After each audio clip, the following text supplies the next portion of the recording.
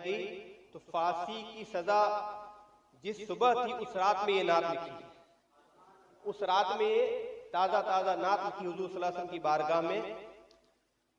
तो ये हमारे बुजुर्गों की बामकसद जिंदगी हुआ करती थी, जिससे हमें दर्स लेना चाहिए। और इसीलिए हमने इन ताक रातों के मौजू को यही रखा है कि नौजवान अपनी गफलत की नींद से निकले, अपनी दीन के लिए, अपने मजहब के लिए, अपनी कौम के लिए कुछ करे।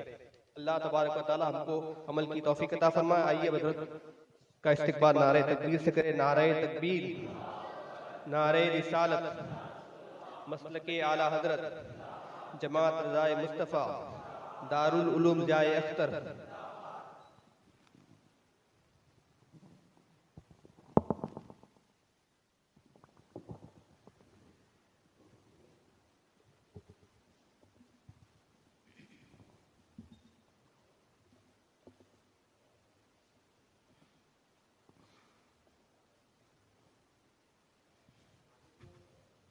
सब आगे से आ जाए, एकदम करीब आ जाए, बैठिए।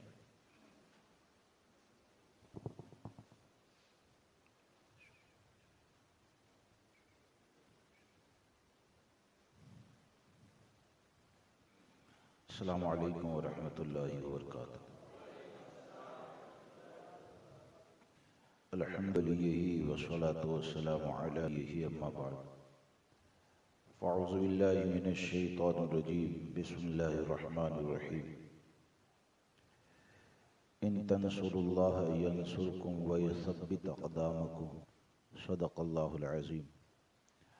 इन्नल्लाह व मलाइकतहु युसल्लूना अलन नबी या अय्युहल्लज़ीना आमनू सल्लु अलैहि व सल्लिमू तस्लीमा। अल्लाहुम्मा सल्लि अला सय्यिदिना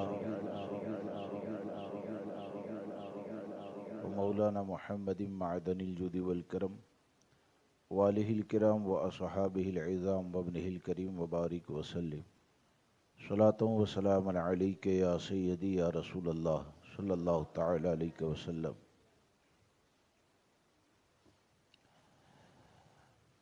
सामीन किराम व रफ़ीक़ान गिरामी, मौजूदा हालात में हमारी जिम्मेदारियां क्या है,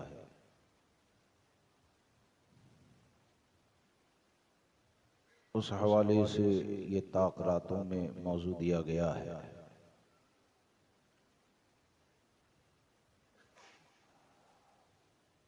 और इन चीज़ों के ऊपर सही मानों में गुफ्तगू करने के लिए ज़रूरी ये होता है कि सबसे पहले तो आपके दिल में क्या सवालात हैं, यानी हालात को लेकर आप क्या सोचते हैं, क्या समझते हैं, या ये कि किस तरह आप आगे काम करना चाहते हैं।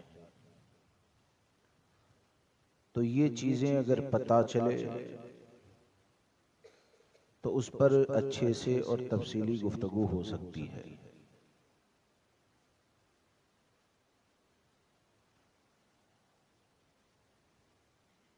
और दूसरी चीज़ ये कि मैंने अभी ताक़रातों में जो 2-3 प्रोग्राम हुए तो उसमें चंद लोगों से बात हुई तो बोले कि ऐसे नहीं, ऐसे बात होनी चाहिए। आज के नौजवानों की ये परेशानियां हैं और उसका हल बयान के ज़रिए नज़र नहीं आता है। तो जाहिर सी बात है, जब तक परेशानी हमारे सामने होगी नहीं तो हल कैसे पेश करेंगे।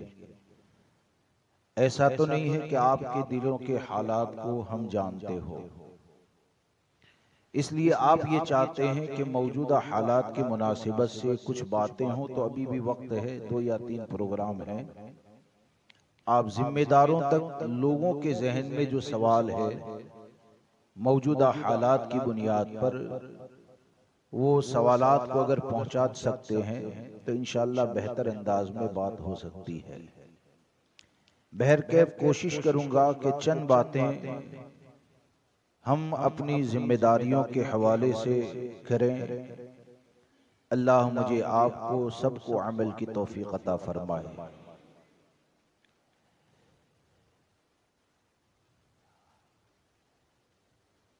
हम और आप अगर गौर करेंगे तो हमारे जितने भी मामलात हैं, हमारा आपस में मोहब्बत करना, माँ बाप से, बीवी बच्चों से मोहब्बत करना, मुसलमानों से मोहब्बत करना, ये तमाम चीजों को अगर गहराई से उतर कर आप देखेंगे ना, तो आपको ये नजर आएगा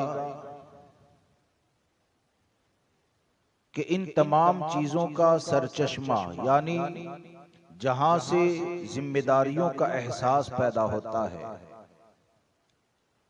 और मुसलमानों की तकलीफ को लेकर जो बेचैनी पैदा होती है, तो हकीकत यह है कि जिसके दिल में अल्लाह रसूल अज़्ज़ व जल व सल्लल्लाहु ताला अलैहि वसल्लम की जितनी ज्यादा मोहब्बत होगी, दर्द उतना ही ज्यादा होगा। जो जितनी मोहब्बत करेगा ज्यादा, क्योंकि आप अगर गौर करेंगे तो आप अपने घर पर जाइए, बीवी बच्चों से आप मोहब्बत करते हैं तो वो भी तो शरीयत ही के हुक्म पर अमल करते हैं। आप मुसलमानों के हुकूक के हवाले से सोचते हैं तो वो भी तो शरीयत के हुक्म पर अमल करते हैं। अब आप देखिए कि हकीकत यह है कि मौजूदा वक्त में मुसलमानों पर इतने जुल्म होते हैं, हमारे इलाके में, हमारे मोहल्ले में, शहर में, जब इतनी ज्यादा सख्तियां मुसलमानों के साथ होती है तो हम और आप गौर करें कि क्या कहीं न कहीं हम और आप मुजरिम तो नहीं हैं। इन चीजों में सख्तियों को झेलने के बावजूद भी एक आह भी नहीं निकलती है, और सिर्फ ये है कि वर्कशॉप के ऊपर घुमाया, बातचीत की, मशवरा हुआ, अलग हो गए। तो ये दर्द पैदा न होने की वजह क्या है? तो आप अगर गौर करेंगे तो आपको ये नजर आएगा कि दर्द पैदा न होने की वजह ये हमारे ईमान की कमजोरी है। हमारे ईमान की कमजोरी है। क्यों? कि आकाए करीम सल्लल्लाहु ताला अलैहि वसल्लम ने हमको जो तसव्वुर अता फरमाया, मुसलमानों को जो दूसरे मुसलमानों के हवाले से तसव्वुर दिया गया, फिक्र दी गई, तो मैं भी गौर करूं, आप भी गौर करें कि सिर्फ जुबानी तौर पर नहीं, अमली तौर पर वो दर्द हम में से कितने लोगों के दिल में पाया जाता है जिस दर्द को हमारे आका ने सहाबा में पैदा किया,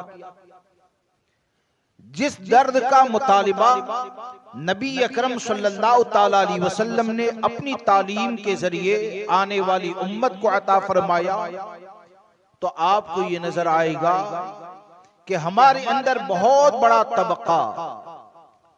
तबका ऐसा है कि जिसे इस दर्द का एहसास ही नहीं है, जिसे इस दर्द का एहसास ही नहीं है जो दर्द हमारे आका ने सहाबाए किराम को अता फरमाया, और जिस दर्द की तालीम सहाबाए किराम ने सिर्फ जुबानी खर्च के जरिए नहीं बल्कि अपनी कुर्बानियों के जरिए वो दर्द ताबईन में मुंतकिल किया, ताबईन ने तबे ताबईन में मुंतकिल किया, और इस तरह वो दर्द दूसरों तक सहाबाए किराम ने पहुंचाया।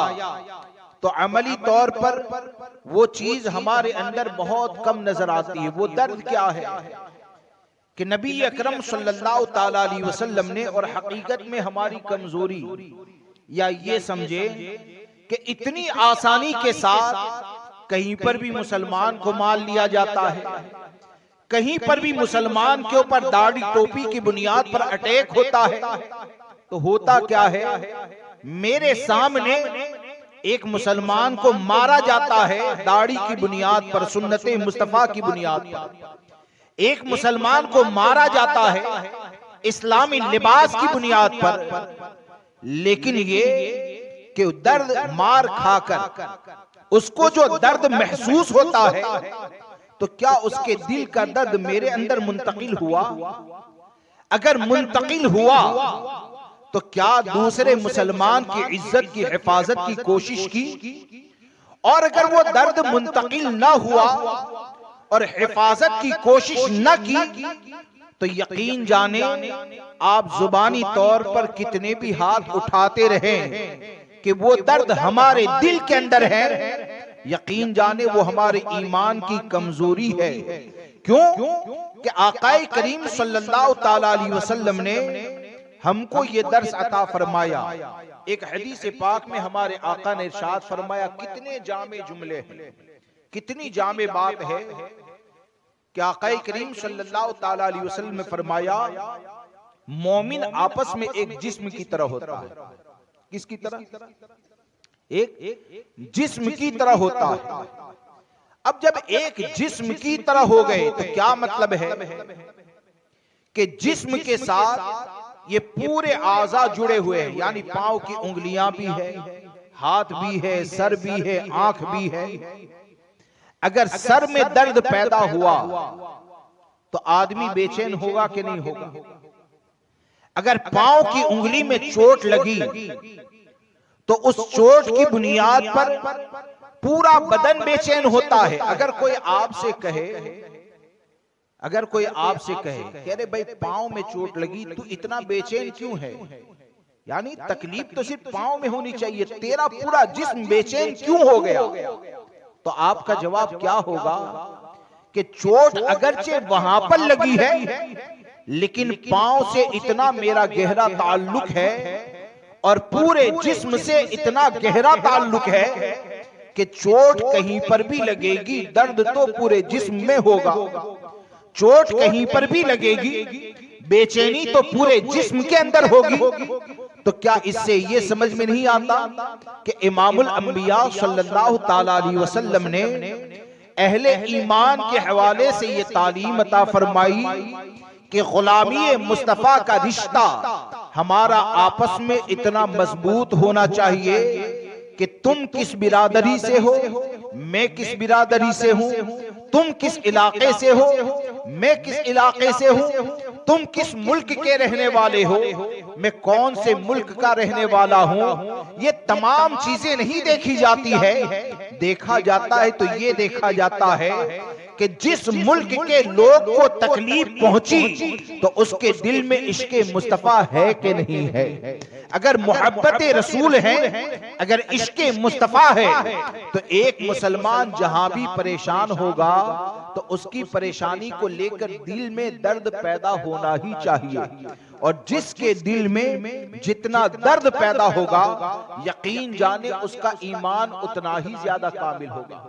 और सहाबाई किराम, इको कम कर दीजिए, आवाज खोल दें, इको कम कर दें, आवाज न टकराए, इस तरह रखें। एक मर्तबा दुरूद पाक पढ़ लीजिए, अल्लाहुम्मा सल्ली अला सय्यिदिना व मौलाना मुहम्मदिन मअदनिल जुद वल करम व आलिहिल किराम व असहाबिहिल इज़ाम व इब्निहिल करीम व बारिक व सल्लिम सलातन व सलामन अलैका या सय्यदी या रसूल अल्लाह सल्लल्लाहु ताला अलैहि वसल्लम। आकाए करीम सल्लल्लाहु ताला अलैहि वसल्लम ने ये जो तालीम अता फरमाई ना, कौम मुस्लिम के हवाले से गैरत, मुसलमानों की तकलीफ को देखकर बेचैन हो जाना, तो हमारे असलाफ ने अमली तौर पर उसका सबूत कैसे दिया? हमारे असलाफ ने अमली तौर पर सबूत कैसे दिया? कभी आपने गौर किया कि आज तो हाल ये होता है कि बाप अगर मर जाए ना, बाप अगर मर जाए तो बहुत सी जगहों पर ताकतवर भाई दूसरे भाई की मिल्कत पर कब्जा कर लेता है, बहनों के हक को अदा नहीं करता है। लेकिन आप जरा सोचें कि सहाबाए किराम ने जुबानी तौर पर नहीं बल्कि अमली तौर पर मुसलमानों के दर्द को अपने दिल के अंदर इस तरह मुंतकिल किया कि जब मुहाजिर सहाबा हिजरत करके मदीने मुनव्वरा तशरीफ ले गए तो आकाए करीम सल्लल्लाहु ताला अलैहि वसल्लम ने अक़्दे मुआख़ात यानी अंसार और मुहाजिर के दरमियान भाई का रिश्ता कायम फरमाया। आपने सुना है ना, भाई का रिश्ता कायम फरमाया कि फला मुहाजिर फला अंसारी का भाई, फला मुहाजिर फला अंसारी का भाई। और जब ये भाई का रिश्ता कायम किया गया ना, तो आप पूरी तारीख को पढ़ें और इस पूरे वाक़ये को पढ़ें। किसी भी अंसारी ने ये नहीं कहा कि या रसूलल्लाह अलैहिस्सलातु वस्सलाम, खून का हमारा इसके साथ कोई रिश्ता नहीं है, अपनी मिल्कत के अंदर हिस्सा कैसे दें, अपने बाग के अंदर हिस्सा कैसे दें, ऐसा किसी ने नहीं कहा।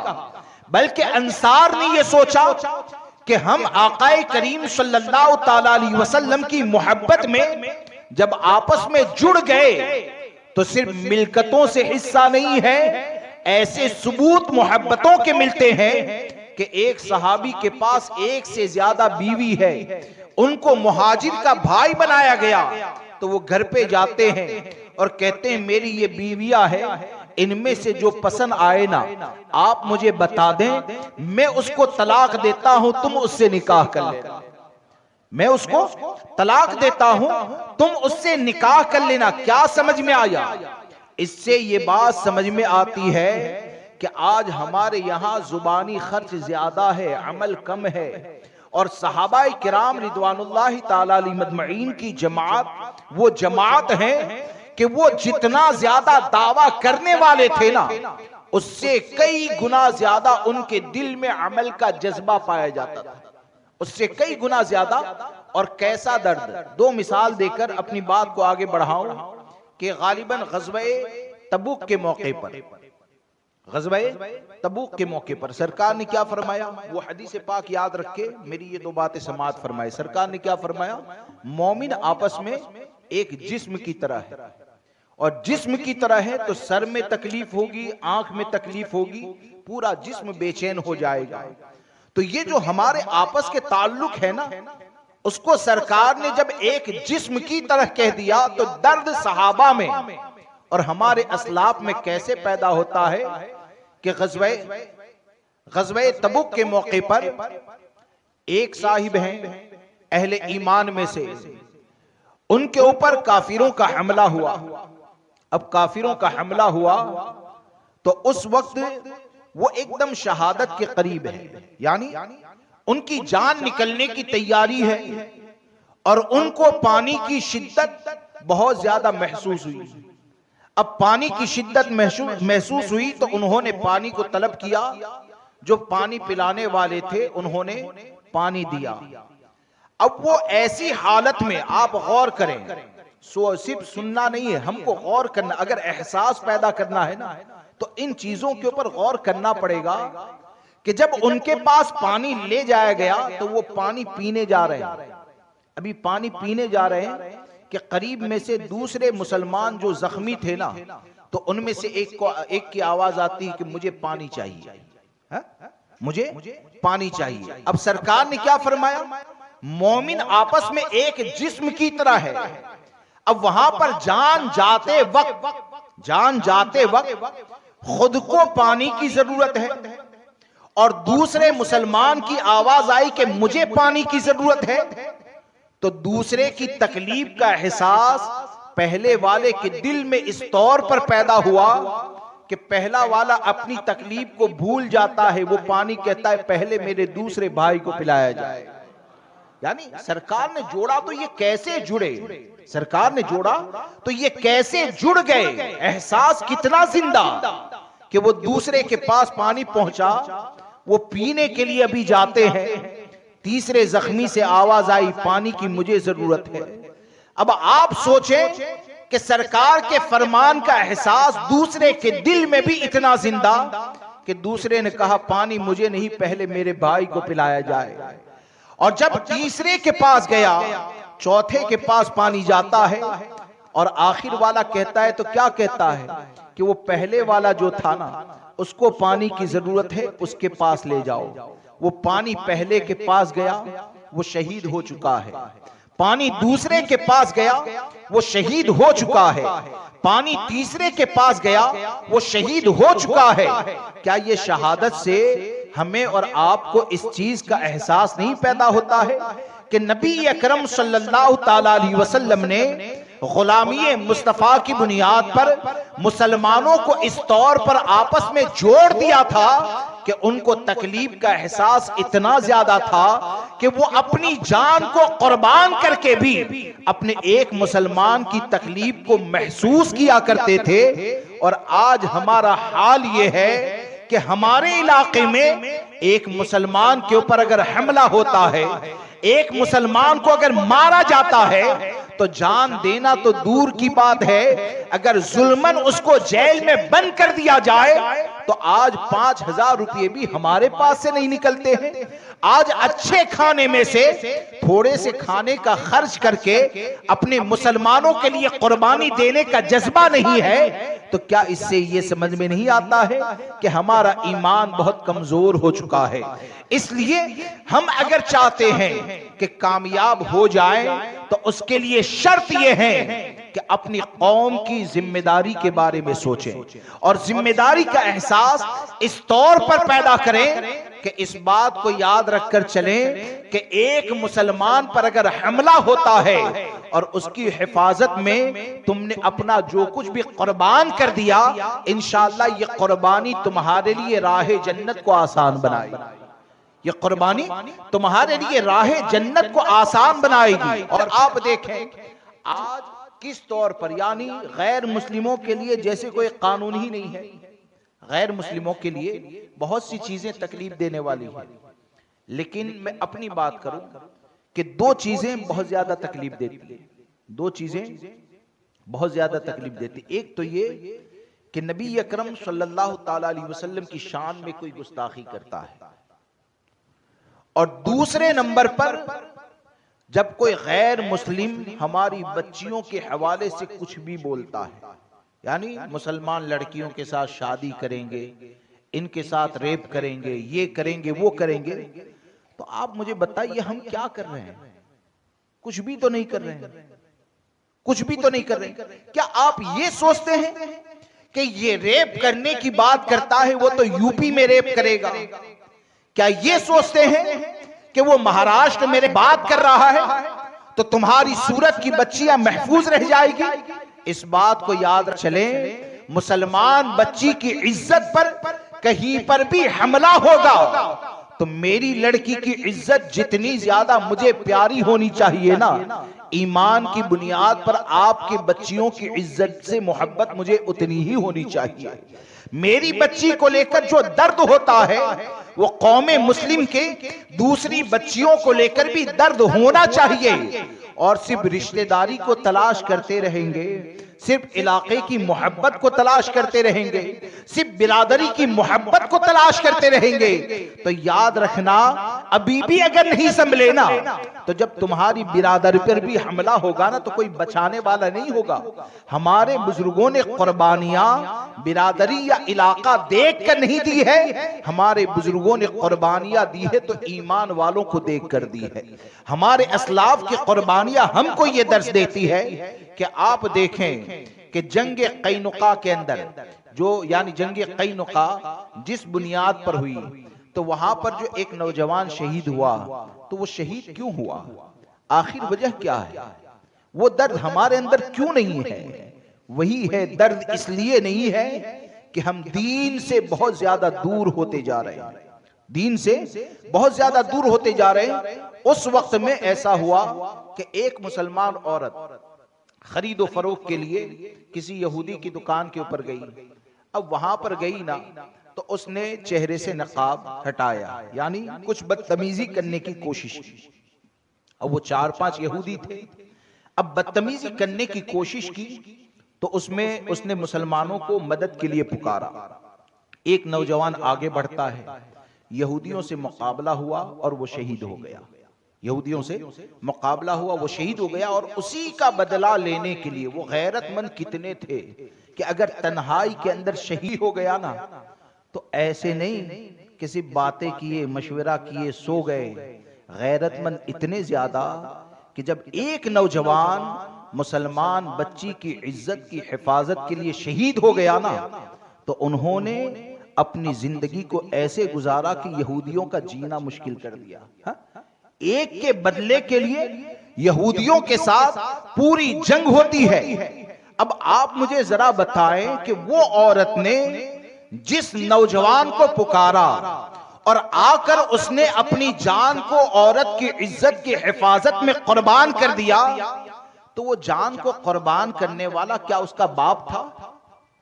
जान को कुर्बान करने वाला उसका बाप था, भाई था, बेटा था, भतीजा था, भांजा था, क्या था? था तो एक ही ताल्लुक था, ईमान का ताल्लुक था तो एक ही ताल्लुक था कि गैरत ईमानी और सरकार सल्लल्लाहु ताला अलैहि वसल्लम ने जो ताल्लुक कायम फरमाया वो इतना मजबूत था कि वो अपनी जिम्मेदारी को समझते थे कि एक मुसलमान बच्ची की इज्जत की हिफाजत के लिए अगर अपनी जान को भी कुर्बान कर दिया तो उनके दिल में यकीन था कि ये जान को कुर्बान करने से मैं बर्बाद होने वाला नहीं हूं, बल्कि इधर जान कुर्बान होगी, अल्लाह जन्नत की अबदी नेमत अता फरमाएगा। ये सोच और फिक्र उन लोगों के अंदर थी। तो सबसे पहली चीज ये कि आप अगर हालात को समझना चाहते हैं तो सबसे पहले अपने अंदर दर्द पैदा करें। क्या पैदा करें? हम और आप अपने अंदर दर्द पैदा करें और इस बात का एहसास पैदा करें कि जहां कहीं भी मुसलमानों के साथ जो कुछ होता है ना, और आपकी तरफ से जो मदद मुमकिन है, आपकी तरफ से उसकी हिफाजत के लिए जो भी मुमकिन है ना, वो जितने भी जख्म आप खाएंगे इंशाअल्लाह जन्नत का रास्ता उतना ही आसान हो जाएगा। ये मत समझिए कि तकलीफ उठाई, ये मत समझिए कि जख्म उठाया, ये मत समझिए कि पुलिस की सख्ती को बर्दाश्त किया। अरे जो भी बर्दाश्त करेंगे इंशाअल्लाह ये बर्दाश्त करना तुम्हारे लिए जन्नत में जाने का जरिया बनेगा, क्योंकि ये बर्दाश्त किया आपने, ये अल्लाह रसूल अज़्ज़ा वजल व सल्लल्लाहु ताला अलैहि वसल्लम की रजा के लिए बर्दाश्त किया। ये बर्दाश्त किया आपने, एक मुसलमान की इज्जत की हिफाजत के लिए बर्दाश्त किया। तो सिर्फ बात करने से कुछ नहीं होगा। मौजूदा वक्त और नौजवान की जिम्मेदारी क्या? तो मौजूदा वक्त में नौजवान की जिम्मेदारी सबसे पहली ये है कि वो ये समझे कि मेरे ऊपर जो वार होता है और उसकी हिफाजत की जितनी मुझे कोशिश करनी है, इंशाअल्लाह हम अहद करते हैं कि हमारे सामने किसी भी मुसलमान के ऊपर वार होगा तो उतनी ही कोशिश करेंगे जितनी कि हम अपनी जान के लिए किया करते हैं। और ये एहसास अगर पैदा हो जाएगा ना तो इंशाअल्लाह याद रखें, बड़ी से बड़ी ताकतें तो वो तो होते हैं जीने के लिए जीते हैं, यानी वो तो लड़ने के लिए भी निकलेंगे ना, तो वो ये सोचेंगे कि जान बचनी चाहिए। लेकिन एक मुसलमान अगर कमाल के साथ अपनी जिंदगी के मकसद को समझ लेता है तो वो तो मौत से मोहब्बत करने वाला होता है। मौत कोई मुसीबत नहीं है। अरे हम जब ये कहते हैं कि सरकार के दीदार के लिए सब कुछ कुर्बान कर सकते हैं, तो याद रखें कि एक मुसलमान की इज्जत की हिफाजत में अगर तेरी जान चली गई तो इधर जान जाएगी, कब्र में दीदारे मुस्तफा होगा। इधर जान जाएगी, यानी ये तो बहुत अच्छा रास्ता है। अल्लाह हम सबको तौफीक अता फरमाए, अल्लाह हम सबको गैरत ईमानी अता फरमाए। इसलिए दोस्तों अपनी जिम्मेदारी को समझे। और दूसरी बात ये कि हमारे अंदर ये जिम्मेदारी का एहसास पैदा होना चाहिए। अल्लाह हम सबको तौफीक अता फरमाए। अब दूसरी बात ये कि ऐसे हालात में जो मामलात होते हैं तो इसमें मुसलमान कामयाब कैसे होगा, यानी हम आगे काम कैसे करेंगे कि जिसकी बुनियाद पर मुसलमानों में इत्तेहाद पैदा हो और फिर ये कि उसमें हम और आप कामयाब हो जाए, हमारा सर बुलंद हो जाए, अल्लाह हमें इज्जतें अता फरमाए। तो उसको उस राह को तय करने का रास्ता क्या है? क्या आप नहीं देखते हैं कि आज के वक्त में अमली तौर पर बहुत सी जगह पर ऐसा नजर आता है कि एक आदमी को तलवार का जितना ज्यादा खौफ होता है ना, तलवार का जितना ज्यादा खौफ होता है, बहुत सी जगह पर ऐसा लगता है कि तलवार का खौफ तो ज्यादा है लेकिन ईमान जाने का डर उतना ज्यादा नहीं है। ईमान जाने का डर उतना ज्यादा नहीं। आप एक बात याद रखें कि मौजूदा वक्त में अभी जो हालात बिगड़ रहे हैं उसमें सबसे बड़ा आपका हमारा नुकसान क्या हो रहा है पता है? हा? सबसे बड़ा नुकसान ये हो रहा है कि हर फसाद या जहां भी मुसलमानों के ऊपर जुल्म होता है तो जो जाने जाती है ना, उससे बड़ा नुकसान ये होता है कि बहुत से लोग टोपियां पहनकर आ जाते हैं और माज़अल्लाह राम का नारा भी लगाने लगते हैं, माज़अल्लाह बुतों की तारीफ भी करने लगते हैं, माज़अल्लाह ये भी कहने लगते हैं कि हम तो ऐसे हैं, सेक्युलर ऐसे हैं कि ये मंदिर हमारे मोहल्ले में है, इनका त्योहार माज़अल्लाह हम मिलकर मनाते हैं। अब आप जरा सोचें कि ये कितना बड़ा नुकसान है। अरे ये जान तो है ही इसीलिए कि आज नहीं तो 50 साल के बाद, 50 साल के बाद नहीं तो 100 साल के बाद जान को तो जाना ही है, जान को तो जाना ही। और जान निकल गई तो जान के निकलने से आप हलाक व बर्बाद नहीं होंगे। अगर हलाकत व बर्बादी है तो वो ईमान के निकलने से हलाकत व बर्बादी है। तो आज सबसे बड़ा मसला ये है कि जब भी कुछ मामला होता है तो बरसाती मेंढक की तरह ऐसे लोग निकल आते हैं कि माज़अल्लाह कुफरिया बातें भी बोल देते हैं, बुतों की तारीफ भी कर देते हैं, और कभी तो अगर किसी नौजवान को समझाएं तो कहते हैं हम मुसलमान हैं लेकिन दूसरे मजहब को गलत न कहें। ये आपको किसने तालीम दी? अरे तुम जब कलमा तैयबा पढ़ते हो ना तो कलमा तैयबा की बुनियाद ही रद के ऊपर है कि जब आप कहेंगे ला इलाहा इल्लल्लाह तो सबसे पहले आप बातिल का रद्द करते हैं, उसके बाद अल्लाह की वहदानियत का इकरार करते हैं। तो हमारे कलमे की बुनियाद ये रद्द पर है, कलमे की बुनियाद ये रद्द पर है। तो इसलिए इस बात को याद रखकर चले कि हमारी जिम्मेदारी जितनी अपनी जान की हिफाजत की है ना, हमारी जितनी जिम्मेदारी, हर मुसलमान इस बात को अपने दिल के अंदर बिठाए कि हमारी जितनी जिम्मेदारी हमारे जिस्म की हिफाजत की है, जान की हिफाजत है, एक करोड़ों अरबों गुना ज्यादा हमारी जिम्मेदारी है कि हम अपने ईमान को बचाएं, हम अपने अकीदे को बचाएं। अब आप देखें कि एक तो ये कि गैर मुस्लिमों की तरफ से कुछ होता है तो बहुत सी जगह पर जैसे कि रामनवमी वगैरह तो बोले कि जुलूस में जाते हैं, शरबत पिलाते हैं, ये करते हैं, तरह तरह की बातें। और दूसरी बात ये कि हमको अगर कामयाब होना है तो आप मुझे बताएं, कामयाबी अल्लाह चाहेगा तो ही होगी ना? हा?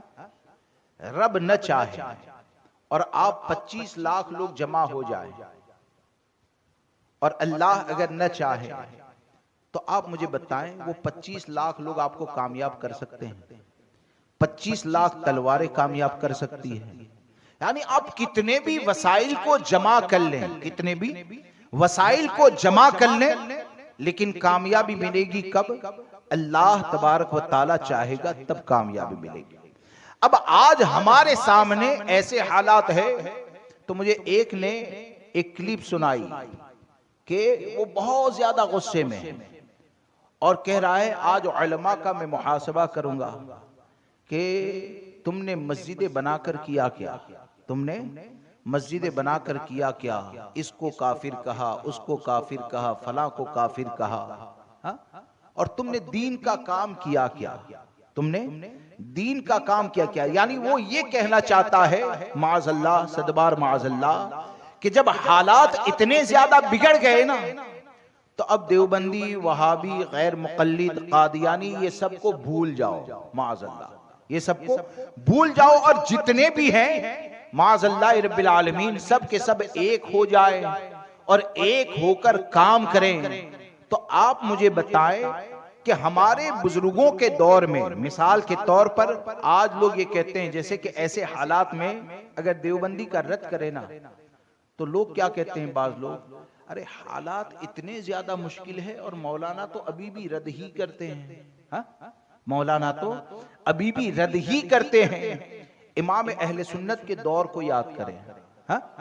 इमाम अहले सुन्नत के दौर को याद करें, हम काम करें, कामयाबी की राह को तलाश करें, लेकिन ये कि अपनी अक्ल और फिक्र से नहीं हम अपने बुजुर्गों की जिंदगी में तलाश करें कि हमारे बुजुर्गों के सामने ऐसे हालात आए तो उन्होंने किया क्या।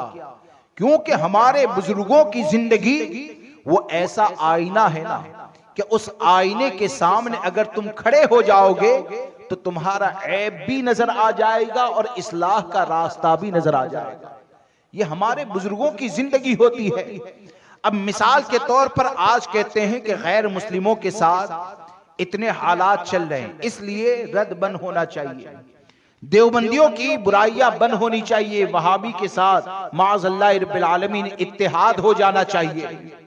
तो आप इमाम अहले सुन्नत की तालीम का मुताला करें और इमाम अहले सुन्नत की जिंदगी को आप देखें तो इमाम अहले सुन्नत के कलम ने हमको ये दर्स अता फरमाया कि कुफ्र जहां पर भी होगा उसका रद्द ही किया जाएगा, हालात कितने भी ज्यादा खराब हो। जैसे कि मिसाल के तौर पर अंग्रेजों के खिलाफ लड़ने की बात आई, मुसलमान हिंदू के दरमियान इत्तेहाद का नारा दिया गया, बहुत से लोग कशका लगाने लगे। तो आप मुझे बताएं, क्या इमाम अहले सुन्नत ने ये सोचा कि चलो देवबंदी का फितना उठ गया है, अंग्रेजों को भगाना है तो लोग कशका लगाए तो हम उसका रद्द न करें। इमाम अहले सुन्नत की तालीम हमको ये बताती है कि इमाम अहले सुन्नत ने ऐसे दौर में भी सख्ती से कशका लगाने वालों का भी रद्द किया। इमाम अहले सुन्नत ने ऐसे दौर में अंग्रेजों का भी रद्द किया। और ये तमाम खुराफात जब चलते थे ना तो नदवा के नाम से जो तहरीक उठी तो वो टोपियां पहनकर ही तो उठी थी, वो दाढ़ी रखकर ही तो उठी थी, वो मुसलमानों के नाम पर तो उठी थी। लेकिन ऐसे हालात में आला हजरत गैर मुस्लिम का भी रद्द करते हैं, कशका लगाने वालों का रद्द भी करते हैं, गांधी की तारीफ करने वालों का भी रद्द करते हैं, नदवा की जमात का भी रद्द करते हैं, देवबंदियत वहाबियत का भी रद्द करते हैं। क्या समझ में आया? इससे ये समझ में आया कि इमाम अहमद रजा ने हमको ये तालीम अता फरमाई कि कुफ्र जहां से भी आएगा जान की हिफाजत बाद में करेंगे। सच्चा रहबर वो होता है जो जान की हिफाजत से पहले ईमान की हिफाजत करता है, जान की हिफाजत से पहले ईमान की हिफाजत करता है। अब आज के वक्त में आप देखिए कि जो इत्तेहाद की और तरह तरह की बातें करते हैं, तो मैं आपसे एक बात पूछता हूं कि मिसाल के तौर पर आज हमको ताकत की जरूरत है कि नहीं? अरे बोलिए, ताकत की जरूरत है। ताकत मिलेगी कैसे? ये भी तो शरीयत ने बताया। यानी हमको बहुत ज्यादा वसाइल चाहिए, वसाइल यानी लड़ने के लिए अफराद चाहिए। लेकिन आपको वसाइल चाहिए तो आप आजाद तो नहीं है ना। जब कामयाबी देने वाला अल्लाह है, जब कामयाबी देने वाला अल्लाह है, तो जब कामयाबी रब की तरफ से है और यही हमारा अकीदा, यही हमारा ईमान, तो अब अल्लाह तबारक व ताला ही का भी देने वाला है, तो हम वसीला भी वही लेंगे ना जो रब को पसंद होगा। हा? मिसाल के तौर पर मुझे भूख लगी है, मुझे भूख लगी है, अब मुझे खाने की जरूरत है। तो क्या खाने की जरूरत है तो एक मुसलमान आजाद है कि भूख वो कैसे भी मिटा ले, यानी हराम भी खा ले, उसकी इजाजत है? हा? हराम भी खाने की इजाजत नहीं है ना। अगर हराम खा लेगा तो पेट तो उसको लगे भरा हुआ नजर आता है, तो पेट में वजन तो नजर आएगा, लेकिन दिल जो मुर्दा होगा वो नजर नहीं आएगा। यानी आपकी जो भी परेशानी है तो उस परेशानी का हल शरीयत मुतहरा ने आपको अता फरमाया है, उस परेशानी का हल आपको इस्लाम ने अता फरमाया है। अब आप सोचें कि ऐसे हालात में अगर आप ये सोचते हैं कि 25,000 गैर मुस्लिम तलवारें लेकर निकले जैसे कि रामनवमी में निकले, तो उनको देखकर आपको डर लगता है ना, उनके करीब जाने में डर लगता है। अब आप जरा ये देखें कि उसको देखकर आपको डर तो लगा, लेकिन क्या उससे ज्यादा अहम ईमान की हिफाजत है? तो तलवार का खौफ तेरे दिल के अंदर है और देवबंदी के करीब बैठ गया तो गुमराहियत का खौफ तेरे दिल में नहीं है, हा? तलवार का खौफ तेरे दिल के अंदर है। तू ये समझता है कि ये तलवार चलेगी तो जान जाएगी, तो क्या तू ये नहीं जानता है कि हमारे आका ने फरमाया इय्याकुम व इय्याहुम ला युदिल्लुनकुम वला युफ्तिनुनकुम, कि तुम उनके करीब मत जाओ, उनको अपने करीब मत आने दो, कहीं वो तुमको गुमराह न कर दे, कहीं वो तुमको फितने में न डाल दे। तो तलवार का जख्म ये तुझे नजर आता है, लेकिन हमारे आका ने फरमाया इनके करीब जाएगा तो तू गुमराह हो सकता है। आप मुझे बताओ, हमारे और आपके लिए जान का बचाना ज्यादा जरूरी है या ईमान का बचाना ज्यादा जरूरी है? जब हुजूर की जात पर हम ईमान रखते हैं, सरकार ने जो कुछ फरमाया उसको हक जानते हैं, तो यकीन जाने एक ईमान वाले का मामला ये होगा कि वो तलवार को देखकर जितना ज्यादा डरता है ना, उससे कई गुना ज्यादा देवबंदी के पास बैठने से डरेगा, देवबंदी के साथ इत्तेहाद करने से डरेगा। क्यों? कि अगर ईमान चला गया और तलवार से बच भी गया तो जीकर करेगा क्या, और अगर ईमान बच गया और तलवार से मर भी गया तो मर के तेरा क्या नुकसान है?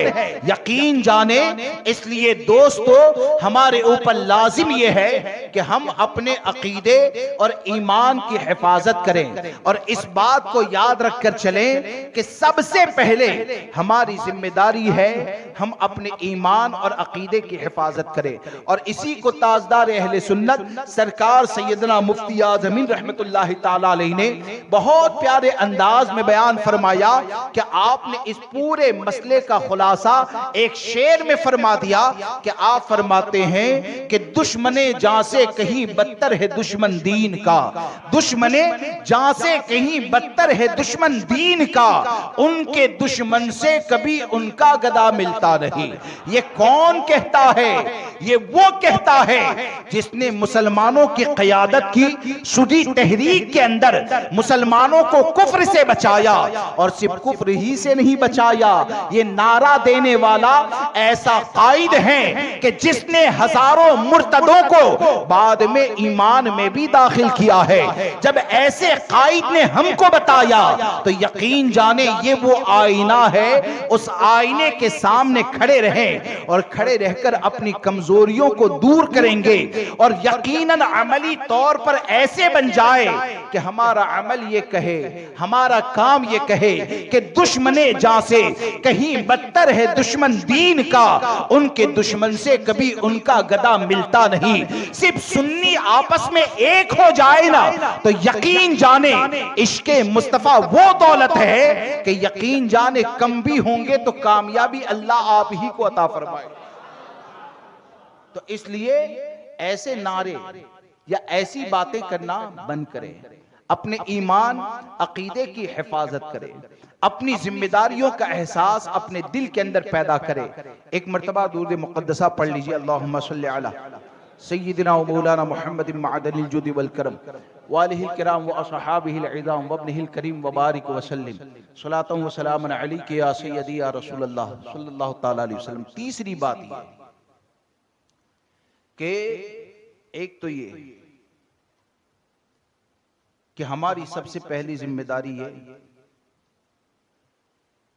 कि ईमान अकीदे की अहमियत को समझे, बराबर। दूसरी जिम्मेदारी ये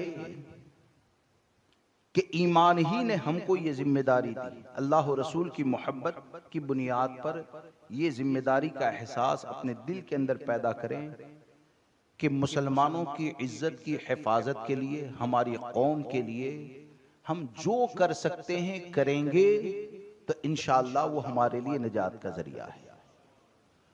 और तीसरी चीज ये कि आप देखेंगे कि हमारे आपस के इख्तिलाफ, तीसरी चीज ये, और इसको आदमी बहुत ज्यादा वो करता है कि भाई इसको लेकर भी हमारी ताकत कमजोर हो जाती है।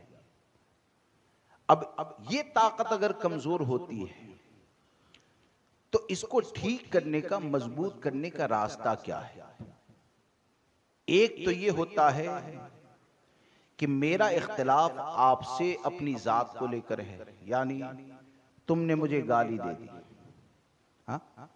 और उस इख्तिलाफ को लेकर अगर मेरी दुश्मनी बढ़ती है और इख्तिलाफ ज्यादा होता है तो यकीनन मेरी जिम्मेदारी ये बनती है कि आपको माफ कर दूं, आपकी जिम्मेदारी ये बनती है कि आप माफी मांग लें। ये इख्तिलाफ है। और एक इख्तिलाफ वो है जो शरीयत मुतहरा के हुक्म की बुनियाद पर है, हाँ? शरीयत मुतहरा के हुक्म की बुनियाद पर किसी से इख्तिलाफ है तो जाहिर सी बात है इख्तिलाफ खत्म करने का रास्ता तो एक ही है ना। इख्तिलाफ हुआ क्यों? शरीयत के हुक्म की बुनियाद पर हुआ। अब जब शरीयत के हुक्म की बुनियाद पर हुआ तो आज बहुत से लोग मीठे नारे तो लगाते हैं, यानी सब आपस में मुत्तहिद हो जाए, मुत्तहिद हो जाए।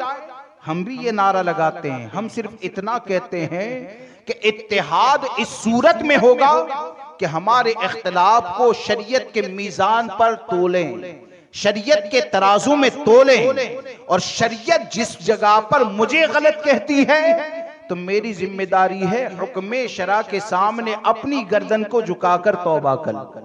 शरीयत जहां पर आपको गलत कहती है हुक्म शरा के सामने गर्दन झुकाकर आप तौबा कर लें। और इसमें न आप नीचे होते हैं न मैं नीचा होता हूं, यानी आपको भी सवाब मिलेगा तो शरीयत के हुक्म पर ही अमल करने का सवाब मिलेगा। तो यकीन जाने ये तमाम इख्तिलाफों का हल ये है, तमाम परेशानियों का हल ये है कि हम आसानी से मुत्तहिद होकर कौम के लिए कुछ करना चाहते हैं, दीन के लिए कुछ करना चाहते हैं, ईमान और अकीदे की हिफाजत के लिए कुछ करना चाहते हैं। तो इन तमाम चीजों का आसान रास्ता, आसान तरीका यह है कि जिसकी जो गलती है वो उसे तस्लीम करें, क्योंकि शरीयत ये हाकिम है, शरीयत ये हाकिम है।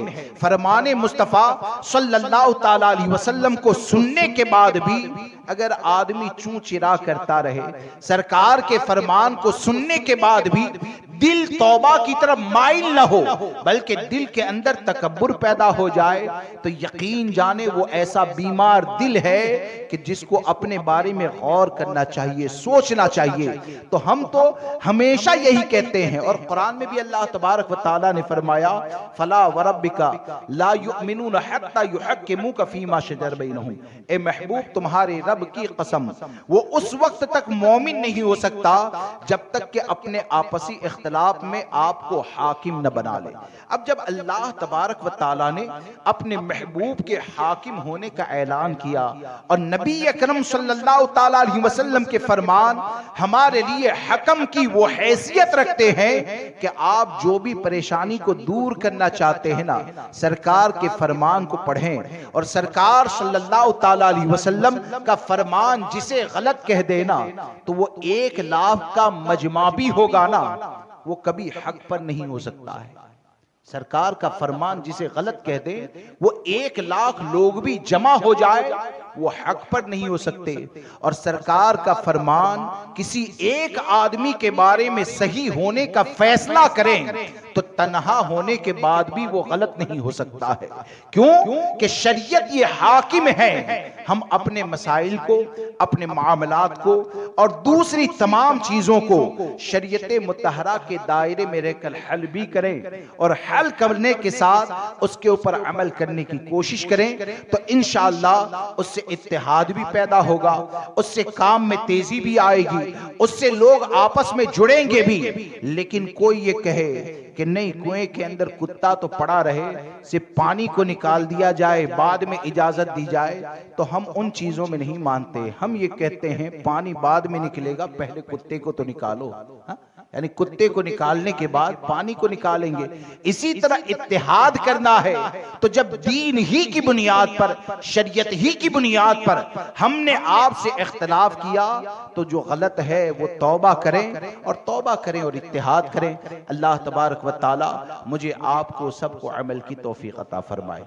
बोलने में जाने अनजाने अगर मुझसे कोई गलती हो गई हो, आप सबको गवाह बनाकर दिल से तौबा करता हूँ। अस्तगफिरुल्लाह रब्बी मिन कुल्ली ज़ंबि व अतूबु इलैहि, ला इलाहा इल्लल्लाह मुहम्मदुर रसूलुल्लाह।